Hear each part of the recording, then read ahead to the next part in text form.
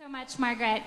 I hadn't planned on this, but I'm going to try. I'll keep it very quick, 1 minute or two, because I have now a story about planning this evening to tell stories, and it involves our next speakers, Kate and Samuel, who I'll introduce. But I was talking with them earlier in the week.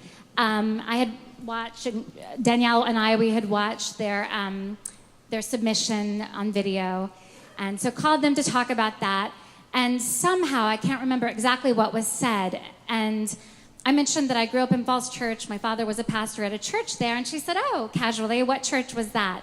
I named the church, and she said, you've got to be kidding me. What's your father's name?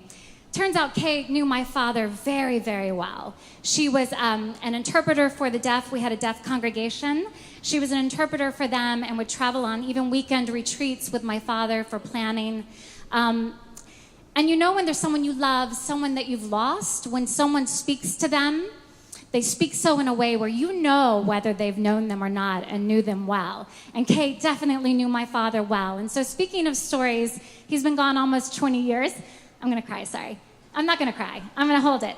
But to know that here's someone who I don't know, I've just met, and she has stories about my father who's been gone 20 years. Oh my, there's nothing more valuable. So wonderful. So I just wanted to share that. From this evening already, there's a beautiful story that's so meaningful to me. She shared one already, and it was absolutely my father kind of story. So I was really grateful and blessed for that. So with that, I would like to introduce, this is a father and enough of my father, but a mother and son duo. They speak together quite a bit. You'll soon learn why. They are... I'll return to my notes now. They write with the goal of changing the cultural perspective on scars, both physical and emotional scars. They blog at holdingontohopetoday.com, and they're nearing the completion of a memoir. So I'd like to welcome Samuel Moore-Sobel and Kate Moore to share their story.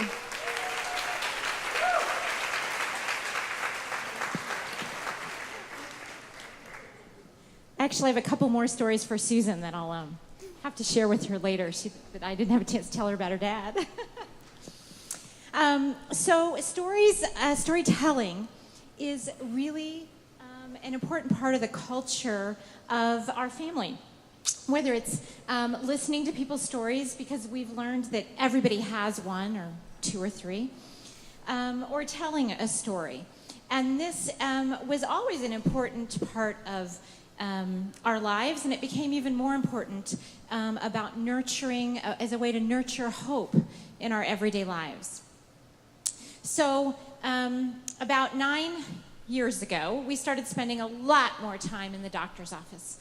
And as most of you, I think, can relate to, whether you have an appointment or you're going to urgent care or the ER, you go and you sign in, and it can be anywhere from 30 minutes to 5 hours before you finally get to see a professional who may or may not be able to provide a remedy for what it is you're suffering from.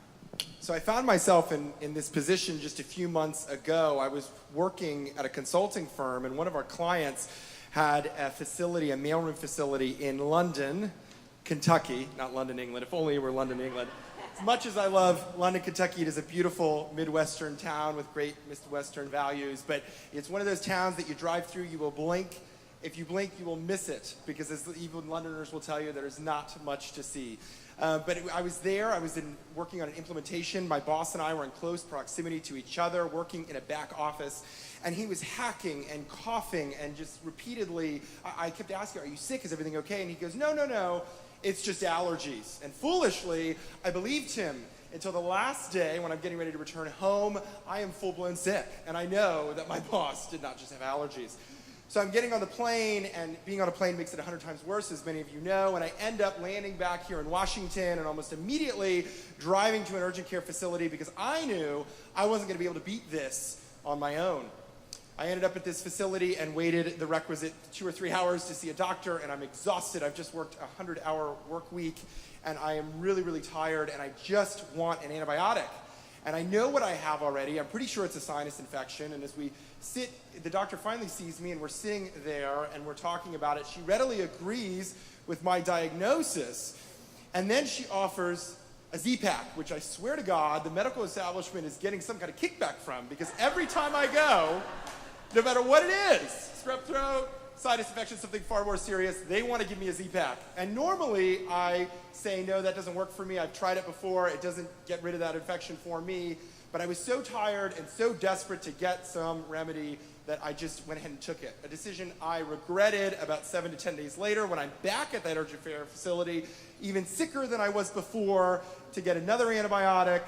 And then another 7 to 10 days afterwards, I am really sicker than I ever was 2.5 weeks before. And I'm sitting at my parents' kitchen table, and I'm telling them the story, and finally my mother decides it is past time to intervene.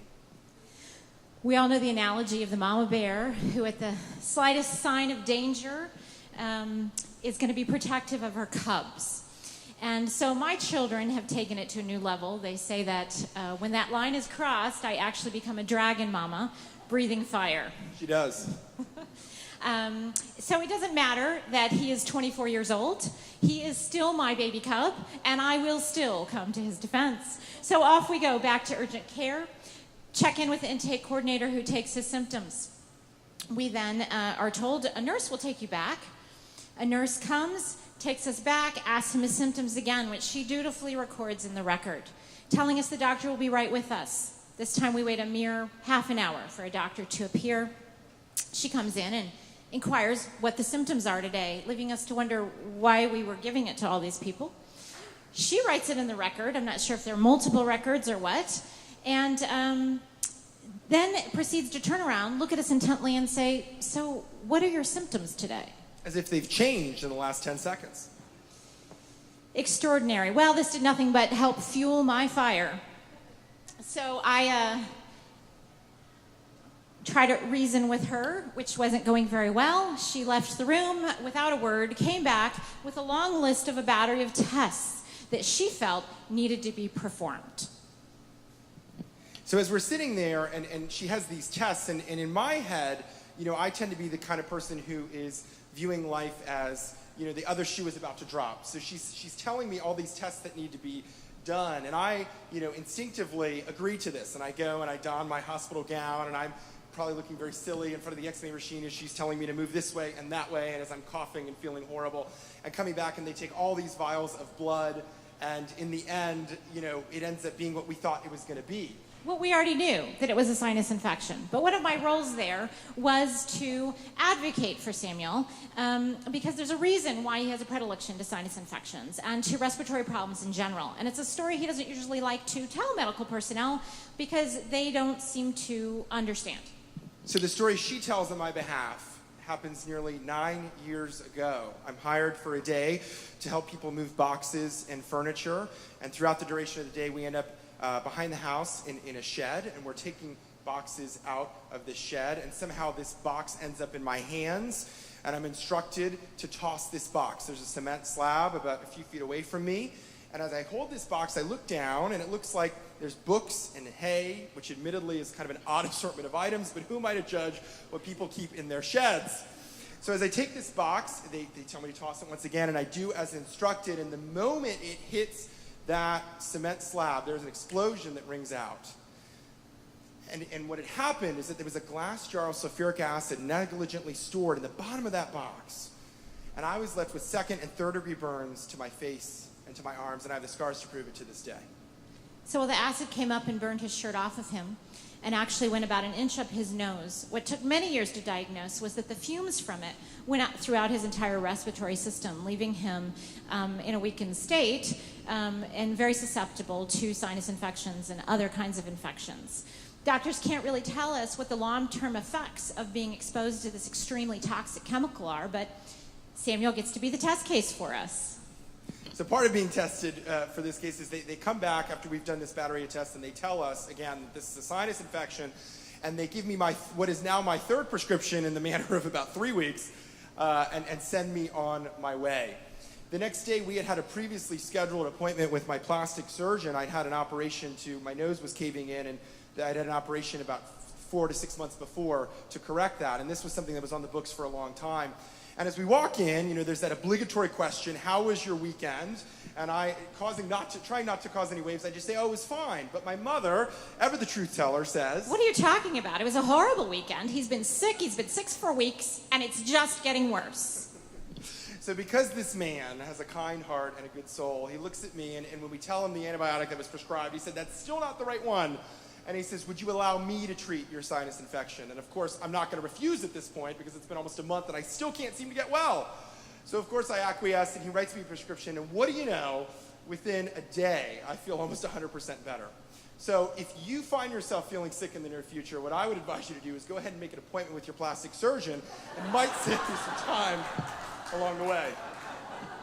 There is he said he was always waiting for the other shoe to drop, but I kept telling him, you beat the odds. What were the odds of a 15-year-old going to Stonebridge High School being exposed to this kind of chemical that at that time less than 400 people on a planet of 7 billion are ever burned with? So we already saw how he'd beaten the odds. And it's a great lesson for all of us, because so many of us know that hope can be found in the most unexpected of places. Life rarely goes the way you plan, and adversity is sure to come. But don't let that stop you from cultivating hope every day. Every day. Thank you.